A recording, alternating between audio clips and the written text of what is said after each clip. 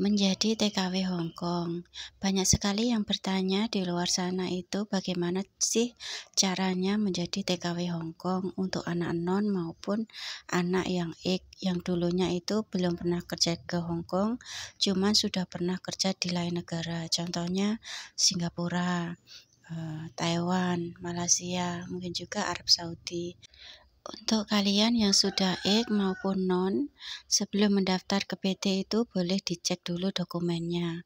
Contohnya ijazah, KTP, KK, akte lahir, dan juga status. Misalnya single tidak perlu menyertakan surat. Kalau semisal sudah menikah, menyertakan akte nikah. Kalau semisal bercerai, menyertakan akte perceraian. Kalau semisal surat izin dan lain-lain itu bisa diurus mendadak.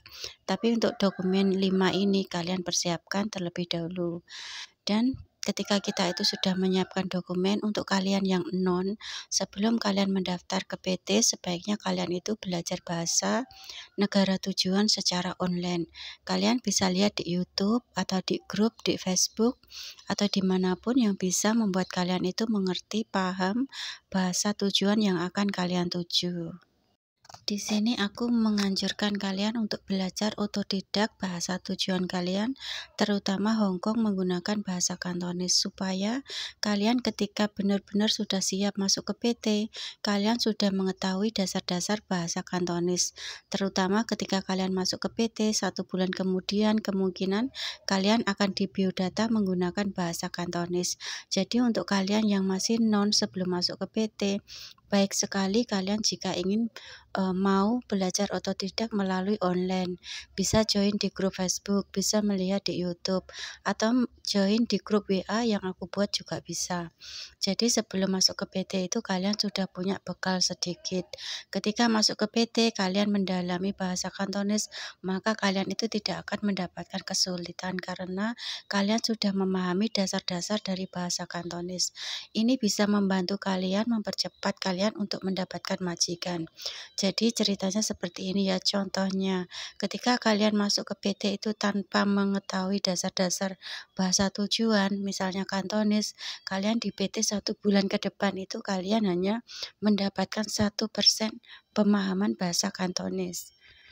Belajar bahasa tujuan adalah sebuah bekal untuk kita kesuksesan di negara tujuan. Semisal kalian itu tidak bisa bahasa, berarti kalian itu tidak bisa diperintah untuk mengerjakan sesuatu hal.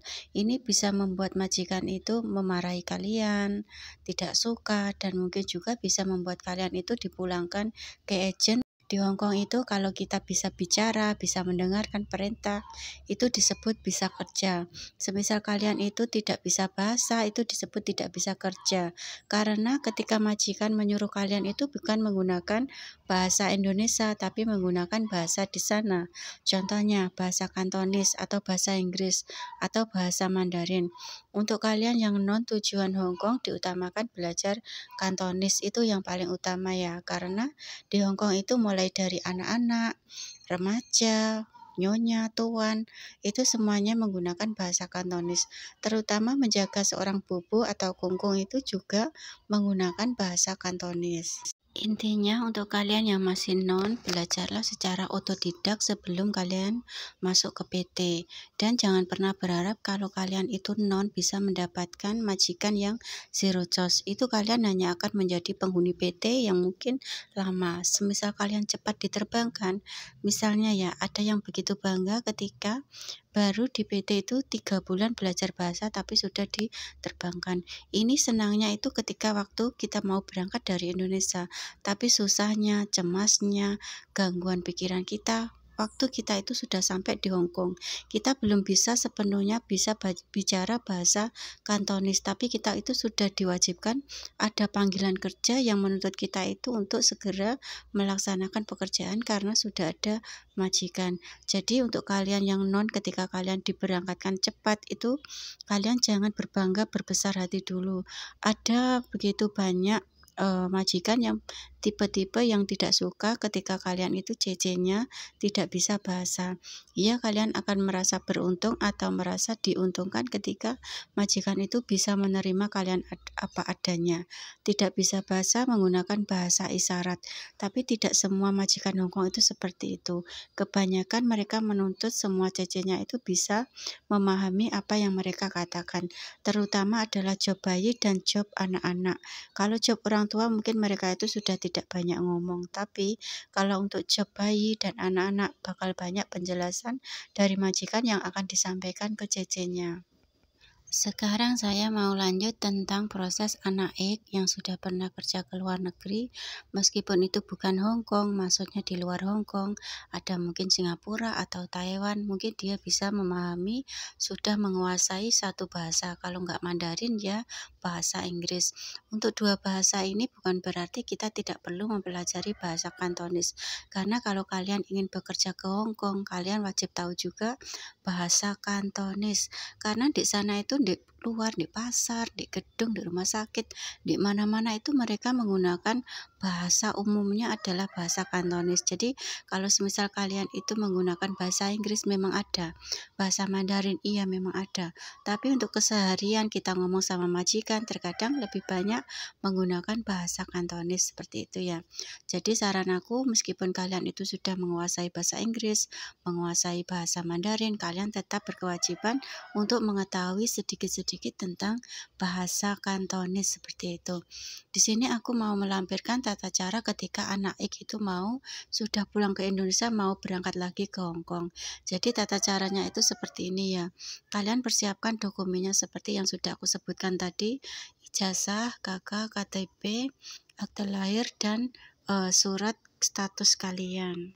Status di sini maksudnya adalah ketika kalian menikah, kalian menyertakan surat nikahnya. Ketika kalian itu sebagai seorang janda, kalian menyertakan surat janda atau akte janda. Setelah dokumen itu semuanya sudah lengkap, kalian boleh siap-siap untuk mencari majikan. Untuk kalian yang sudah usia 30-40 tahun, kalian masih berkesempatan besar untuk mendapatkan majikan di PT.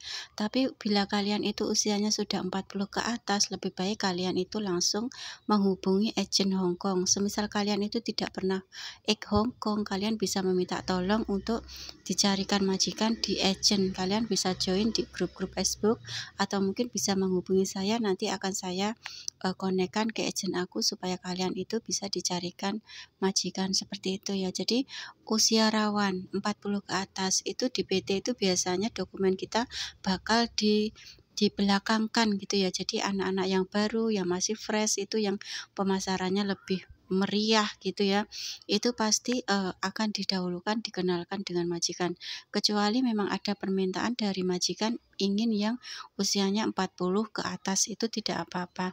Jadi ini aku cuman saran saja ya, misal kalian itu usianya masih 30-40 tahun sudah kalian masih punya kesempatan besar untuk mencari majikan di PT. Kalau 40 ke atas lebih baik kalian menghubungi agen langsung yang ada di Hong Kong atau menghubungi satu CC yang ada di Hong Kong. Jadi untuk prosesnya itu kemungkinan kalian tidak bisa ikut zero charge ya. Tapi kalau kalian itu memaksakan diri untuk proses zero charge yang usianya 30-40 tahun diterimanya, itu kalian hanya ingin memasukkan data kalian dan data itu dokumen kalian itu bakal diminta oleh PT-nya. Jadi kesempatan kalian untuk mencabangkan mencari majikan di agen lain itu begitu kecil, sudah kecil, hampir sudah tidak ada lagi. Jadi kalian bergantung ke PT-nya, sedang usia kalian itu sudah banyak. Ini cuma saran aku ya. Kalau kalian ingin mendapatkan penjelasan lebih dalam, lebih lanjut, kalian bisa inbox aku ya. Kemungkinan saya bisa bantu kalau bahasa kalian itu lancar. Kalau tidak lancar, mungkin saya kurang bisa membantu ya. Kecuali kalian itu menguasai satu bahasa yang lancar, tidak harus Kantonis.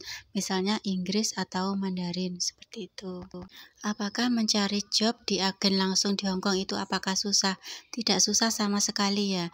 Di sini aku mau jelaskan. Misal kalian ingin langsung menghubungi agen Hong Kong, kalian bisa mengirimkan CV. CV kalian contohnya adalah foto. biodata diri kalian, nama, usia, pendidikan, saudara, dan status kalian, pengalaman kalian itu dari tahun berapa sampai berapa, jobnya itu apa saja, kalian ceritakan menggunakan bahasa yang kalian bisa, kalian mampu. Terus semisal kalian itu sudah diterima di agen Hongkong sana, kalian semisal ada majikan, itu langsung bisa interview dengan kalian dengan biodata yang sudah kalian kirim ke agen. Kalian ceritakan, semisal majikan di situ bertanya, kamu harus bisa menjawabnya dengan lancar, karena masa depan kalian untuk dijimeng atau diambil majikan, tidaknya itu tergantung jawaban kamu ketika kamu di interview. Jadi siapkan mental kalian, perbaiki bahasa yang belum bisa. Meskipun tunggu di rumah, kalian wajib tetap harus belajar bahasa supaya kalian itu paham ketika ditanya oleh majikan. Ketika kalian itu mendapatkan job di agen tersebut, maka agen tersebut akan menghubungi kalian dan menganjurkan atau mengarahkan kalian itu ke PT yang dia tunjuk, dan prosesnya adalah numpang di PT tersebut. Apa maksudnya numpang di sini? Numpang di sini adalah dokumen kalian bakal diserahkan di PT itu, dan proses untuk OJK, Rekom ID, dan lain sebagainya, medikal, pasporan, kalau paspor kalian mati, itu bakal diurus PT dengan perjanjian potongan gaji yang sekian. Kalau kalian ketika mau menerima job, pastikan kalian tahu potongan berapa di agen tersebut. Jangan sampai kalian itu iya saja tanpa tahu kalau potongannya itu berapa. Jadi ini adalah untuk supaya pemahaman kalian lebih tahu, lebih jelas, dan kalian itu siap kalau ketika di Hongkong nanti kalian mendapatkan potongan sekian. Jadi waspada saja ketika kalian itu mendapatkan satu majikan dari agen tersebut. Atau alangkah baiknya itu sebelum kalian daftar di satu agen itu, kalian bisa bernegosiasi tentang potongan gajinya.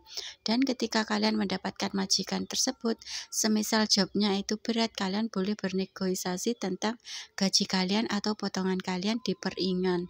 Seperti itu ya. Terus untuk kalian yang sudah mendapatkan job dan diatur prosesnya melalui PT yang dipilih oleh agen kalian, maka kalian ikuti saja prosesnya. Dan ketika kalian itu mengikuti ujian, mengikuti medikal, mengikuti pasporan, dan lain sebagainya, kalian ikuti saja apa yang dikatakan atau disuruhkan oleh PT tersebut. Dan biasanya ini adalah visanya tunggu di rumah untuk kalian yang sudah bisa bahasa. Ketika visa kalian turun, kalian bakal diajak ke PT lagi, diarahkan ke PT lagi untuk PAP dan mempersiapkan keberangkatan kalian ke Hongkong. Jadi ini sedikit info tentang bagaimana kita mendaftar menjadi TKW Hongkong untuk anak non maupun ek yang sudah ek Hongkong maupun ek luar Hongkong. Semoga sedikit video aku ini bisa menjadi pencerahan untuk kalian bagaimana sih cara mendaftar menjadi TKW Hongkong. Satu yang ingin saya pesankan lagi, setiap agen di Hongkong itu potongannya tidak sama, dan setiap PT itu juga pelayanannya juga tidak sama. Sekiranya bisa, kalian memilihlah agen yang di Hongkongnya itu sangat responsif, responnya itu sangat cepat, dan pilihlah di PT itu yang bisa membantu kalian, tidak menakut-nakuti kalian. Jadi untuk kenyamanan kalian, jeli dalam memilih agen maupun memilih PT.